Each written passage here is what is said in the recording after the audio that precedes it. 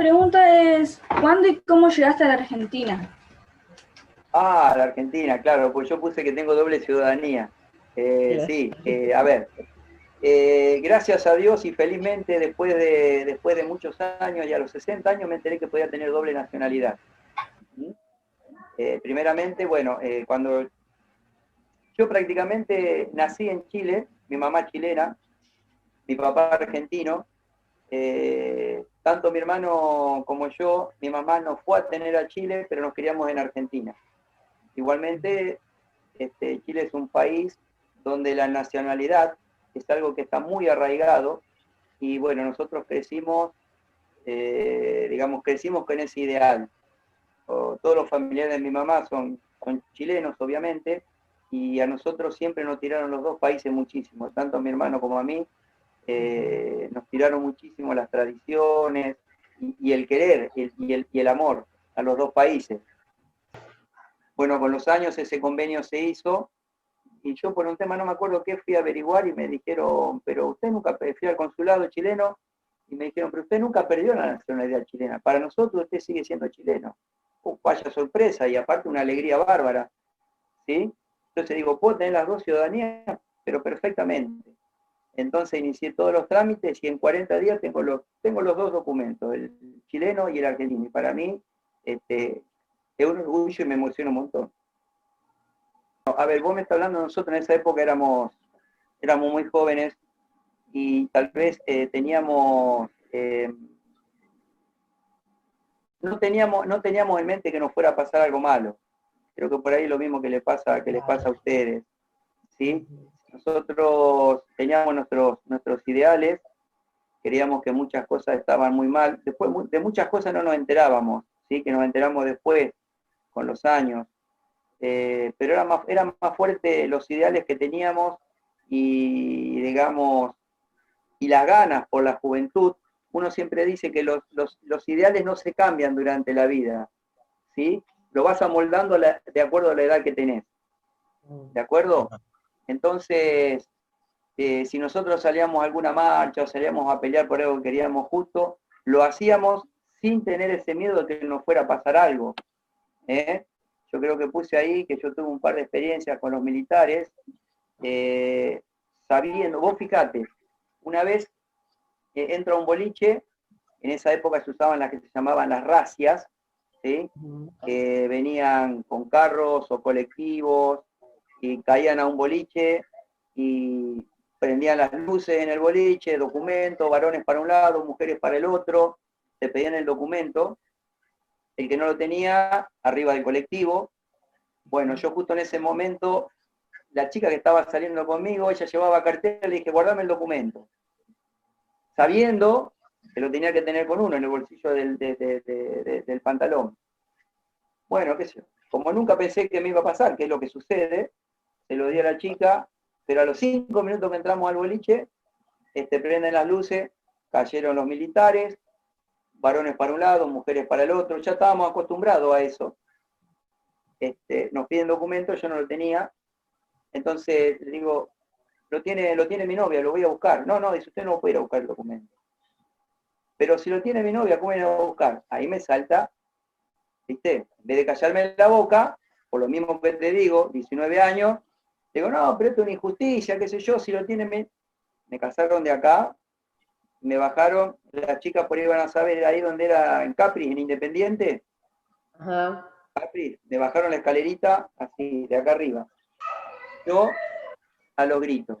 Me suben al colectivo, me empujan al fondo, y yo lejos de quedarme tranquilo, cuando suben otra vez otro chico, quiero bajar, y le digo, no, no puede ser que otra vez usted me dice, me pegan una patada en el traste y me mandan al fondo. ¿Sí? Vos imaginate, eso lo hace uno inconscientemente porque piensa que no le va a suceder nada. Pero en otras circunstancias eso puede haber sido peor. ¿Entendés? Porque las racias, ¿cuál es el objetivo de las racias? Salir a controlar la noche, Zárate, Campana, Escobar, lo que sea, y después que la gente que suena al colectivo fuera una estadística de cuántos habían llevado para tomarles datos. ¿Sí? En otras oportunidades esas estadísticas pasaron a ser muertos, porque en otras oportunidades salieron a buscar gente para llevárselas, ¿m? Y yo no sabía si en ese momento eso iba a suceder contra los militares. En todo caso, bueno, me llevó a eso. Es más, cuando me llevan a la comisaría, mi novia va y deja los documentos, ¿sí? Nos pasan a hacer una indagatoria para pedir datos. Ahí se dan cuenta que soy chileno, y ya el ser chileno tampoco estaba muy bien visto. Y me dicen, sí, me imagino toda la discriminación, todo eso. claro, me dice, encima usted es chilote. No, le digo, chilote no, soy chileno. No, usted es chilote, me dijo, así despectivamente. Sin saber que en realidad el chilote existe, en Chile el chilote existe, y es el que proviene de la isla de Chiloé, ¿sí? Pero acá el chilote por ahí lo usan de forma despectiva. Y bueno, me tuvieron que ir a buscar a mis padres a las 5 o 6 de la mañana, ¿sí? Pero ya a mí me habían tomado los datos. Y él me sucedió lo mismo. Yo salía, entrenaba básquet en Pellegrini, terminamos un entrenamiento, creo que eran las 9 de la noche, y salía con los chicos del club, pasó un colectivo, y cuando el colectivo paró, yo me di cuenta que eran los militares. Ahí, en ese momento iba con el documento, pero como iba con chicos que eran menores de edad, todos a la comisaría. Hasta que no liberaron a los chicos, que los padres no los fueron a buscar, no me dejaron salir a mí. O sea que, qué sé yo. Y después otra experiencia que hemos tenido, mi mamá chilena, y en la peor época cuando tenía el conflicto del sur, del Beagle, el peor momento entre Chile y Argentina, ¿sí? Caen a mi casa, en el barrio San Jacinto, cargan dos carros de asalto, cortan las esquinas, en una esquina ponen un carro, en el otro ponen otro carro, y bajan 10, 12 militares. La única casa de la cuadra que revisaron fue la casa nuestra, ¿sí? Evidentemente sabían que mi mamá era chilena, que nosotros éramos chilenos, entraron a revisar. Y vos fijate cómo es la cosa que yo siempre digo. El problema entre los militares no sé si era tanto, ¿sí? Sí, por ahí era entre, digamos, la gente de los países por las cosas que se decían. Pero ¿qué sucedió? Mi mamá en su escritorio tenía una foto de un tío de ella que era periodista, y que en ese momento estaba, ¿cómo es que se llama?, acreditado en la Casa de Gobierno de Chile. Por lo tanto, él a Pinochet lo veía siempre y tenía una foto con Pinochet. Cuando los militares ven esa foto que mi mamá la tenía porque era de un tío de ella, con Pinochet, el que está al mando del operativo le pregunta, ¿quién es ese que está en la foto? Aparte con el traje de militar, Pinochet. ¿Quién es ese que está en la foto ahí? Mi mamá le dice, es mi tío, y le salió a decir, y mi general Pinochet. Bastó que mi mamá dijera esas palabras mágicas para que los militares se fueran. ¿Sí? Imaginá el susto que teníamos nosotros porque te entran con las armas, 10 tipos a tu casa, a revisarte todo, a buscar no sabemos qué. Y bueno, y se fueron. Y la única casa que revisaron en toda la cuadra, allá en el barrio. Son anécdotas que a uno le quedan, son experiencias que, digamos, con el devenir de los años te quedan como experiencias, pero sí, te sirven para aprender en última. Te sirven para aprender, pero en a mí su me momento... quedó, yo como que tengo como ese mal sabor de boca, digamos, por ejemplo, con lo que serían los militares, la policía, todo eso, sí. Y más en el concepto de lo que serían los maestros, porque yo acompañaba siempre a mi mamá allá en Bogotá a todas las marchas que hacían defendiendo los derechos de los maestros. Y era una marcha, nadie le hacía daño a nadie, cantaban, tocaban el bombo, no sé, esas cosas. Pero hubo un día en el que, no sé, los maestros habrán salido de control, no sé, porque realmente los maestros la pasan bastante mal allá en Colombia. Infiltrados también, seguro. Y bueno, seguramente también. Y resulta que de repente entró la policía, los militares, con gas lacrimógeno a cagar a bastonazos a todos. Y claro, yo estaba con mi mamá y yo era chico, dentro de todo chico, tenía, qué sé yo, 10 años, y no sabía qué hacer, y yo miraba todo eso y le decía, mamá, ¿qué hacemos? Le decía. Y me dice, Qué y horror. quedarnos peleando, dice, nosotros Ah, no pueden reprimir a los maestros, me dice mi mamá. Desde ahí ya está, siempre que ella iba a una marcha yo me quedaba con ella y así. Yo quería saber un poco de cómo fue tu experiencia durante el secundario, cómo lo viviste vos a todo esto. mirá, a ver, yo el secundario lo viví bastante alejado de lo que era el movimiento político, ¿sí? Por ahí nosotros no estábamos tan enterados. Lo que sí tenía compañeros, como lo puse en la reseña, y compañeros, ahí nosotros después nos dimos cuenta, teníamos un compañero que era partícipe, los nombro porque, bueno, muy conocido, el caso muy conocido en Zárate, Mario Mariani, excelente compañero, excelente alumno, que ya él tenía sus ideales políticos bastante definidos y que él constantemente nos hablaba.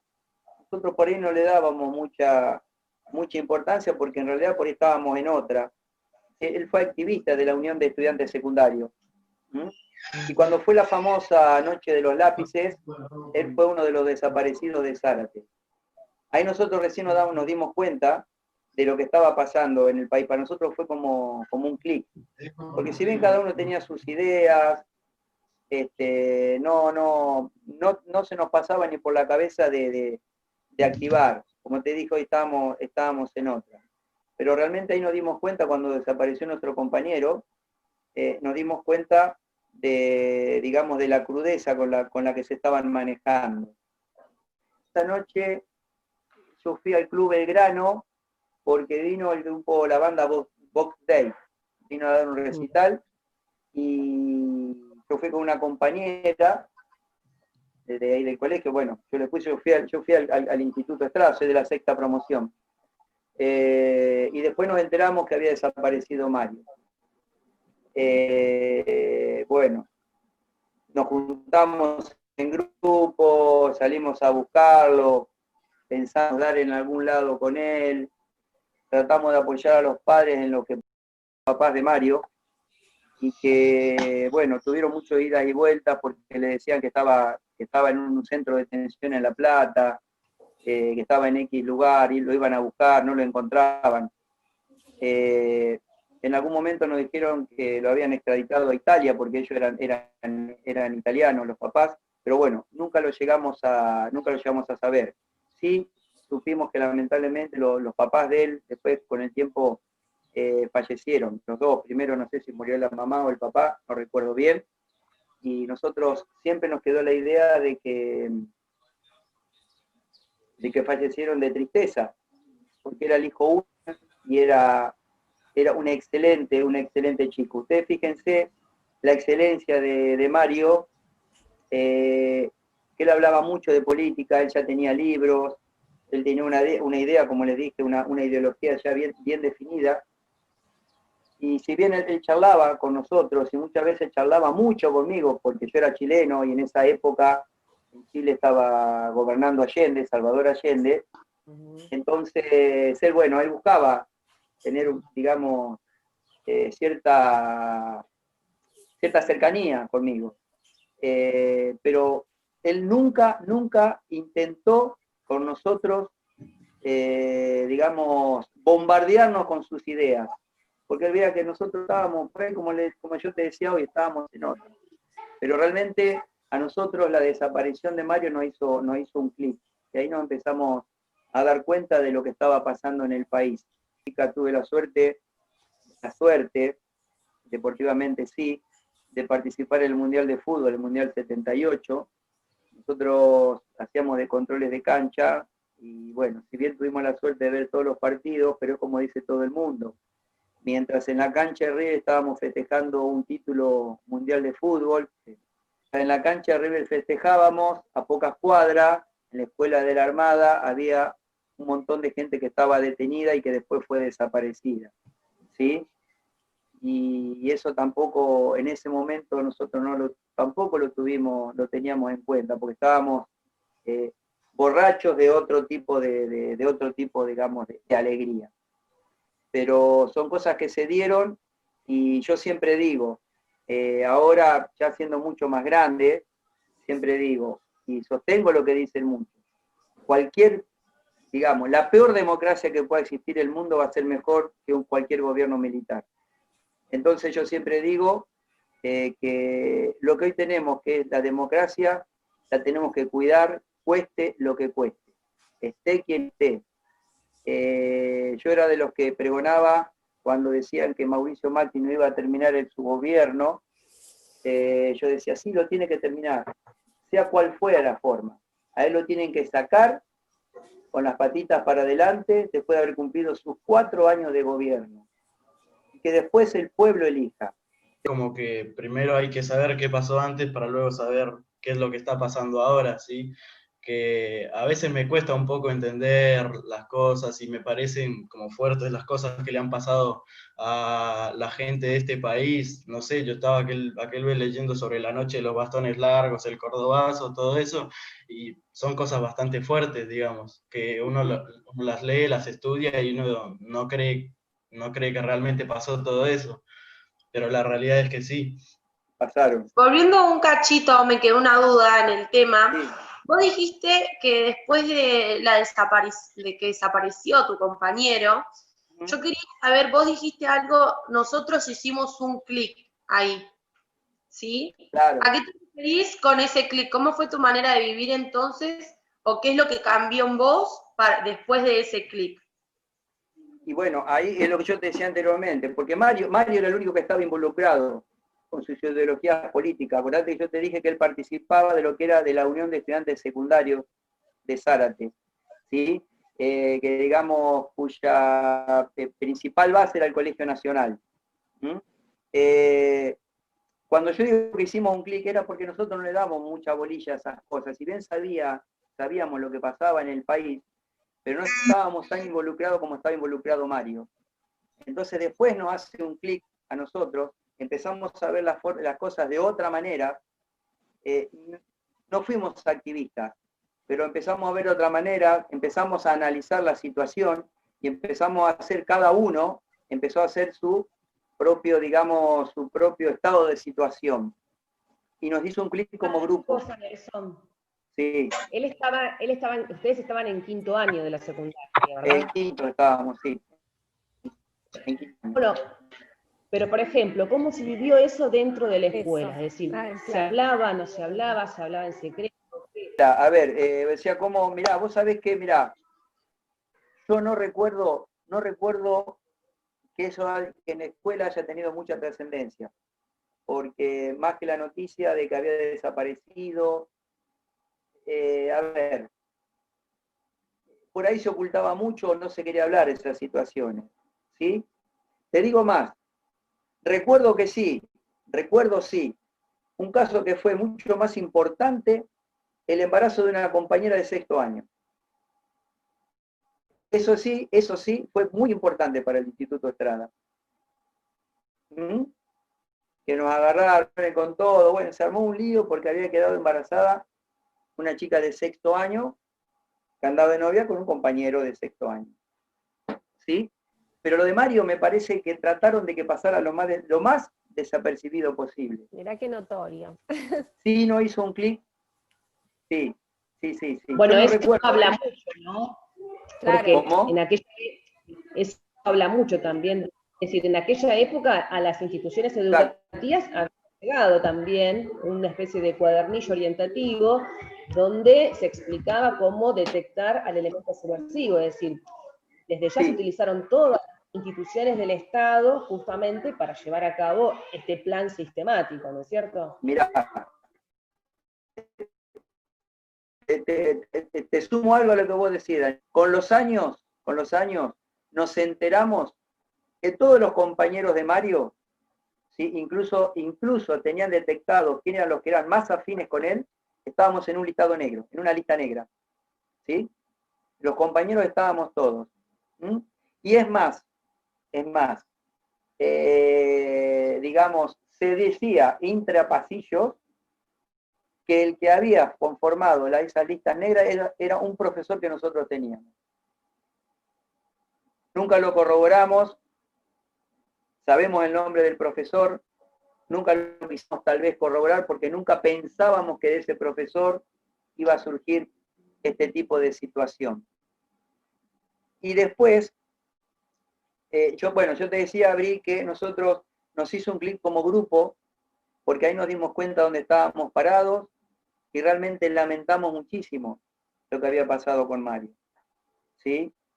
Es cuando vos decís, no se lo merece, no solo por cómo era él, sino que era un chico de 18 años, 17, con unas ganas de vivir, con ganas de formarse, porque aparte el hecho de que él leyera y todo, era un futuro dirigente político. Y tal vez esas cosas eran las que molestaban. Por eso dicen que muchos dirigentes, o sea, mucho de la dirigencia política que debería estar hoy activando en el país fue desaparecida en ese momento. Y es totalmente cierto y real. Y es una lástima porque, digamos, personas como Mario hoy serían fundamentales para el desarrollo del país, en cualquier lugar que él que hubiese estado ocupando. Increíble el impacto. Y después nosotros tuvimos que ir 2 veces a declarar a San Nicolás. Claro. ¿Cómo? ¿Perdón? No, tremendo el impacto negativo que tuvo. Perdón, no, pensé que habían dicho algo. Sí, yo justo comentando un poquito lo que estabas diciendo vos, reflexionando sobre esto del impacto negativo que tuvo todo el proceso en el futuro del país, en el presente en su momento, obviamente, y todavía arrastramos. Obviamente, ¿no? Obviamente. Ustedes tengan en cuenta que esos eran chicos que se estaban preparando para ser dirigentes políticos. A esa gente apuntaban, a esa gente. Entonces quiere decir que hoy estamos carentes de esos dirigentes políticos. Hoy, cuando se reactivó todo lo de los desaparecidos, que empezaron a buscar las carpetas de la gente que habían desaparecido, nosotros fuimos citados 2 veces a San Nicolás para hablar sobre Mario y a ver qué vínculos teníamos con él. Ya estamos hablando de hace unos 10, 14 años atrás, ya en plena democracia. ¿Sí? Y bueno, un poco la historia de nuestro en el secundario es así. Un poco lo marca eso que yo les dije. Trató de lo de Mario, trataron de que pasara desapercibido. Eso era también un poco la imagen de lo que pasaba en ese momento dentro de los establecimientos educativos. Perfecto. Tal vez nosotros hoy con orgullo, yo me emociono cada vez que hablo de esto, me emociono. Y una cosita, Nelson, vos fuiste a declarar. Sí, 2 veces. 2 veces fuimos a declarar. Ya en democracia, En democracia fuimos 2 veces. Nos preguntaban si habíamos escuchado hablar de, qué sé yo, de zorro negro, de oso alegre, qué sé yo, bueno, todo ese tipo de apodos que se ponían los militares. ¿Qué relación teníamos con Mario? Si sabíamos si él activaba dentro de la Unión de Estudiantes Secundarios, qué cargo tenía, si él había tratado de influir con sus ideas en nosotros, si había intentado sumarnos a esas agrupaciones políticas. Bueno, todo ese tipo de preguntas que se hacen, pero yo, por ejemplo, les decía que si bien en la escuela trató de minimizarse lo de Mario, para nosotros es un gran orgullo. Claro. Porque lo queríamos mucho. Disculpen, pero yo cada vez que es la segunda vez, ya otra vez me pasó lo mismo, que hablamos de esto y a mí me emociona porque yo no puedo creer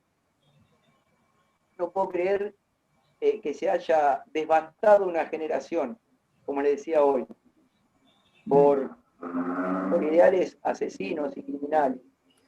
Como yo hoy puedo decir que en otra época de los gobiernos democráticos tratan de que la gente sea ignorante para poder gobernarlas, que tampoco lo puedo creer, tampoco quiero creer lo que hicieron con toda una generación.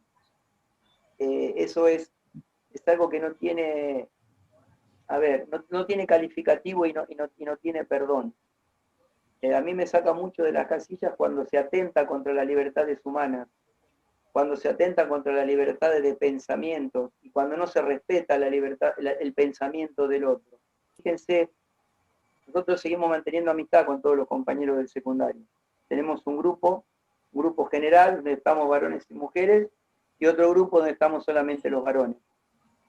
Y nos juntamos, yo hoy tengo 62 años, mis compañeros tienen entre 60 y 62 años, nos conocemos desde los 13 años y nos seguimos juntando.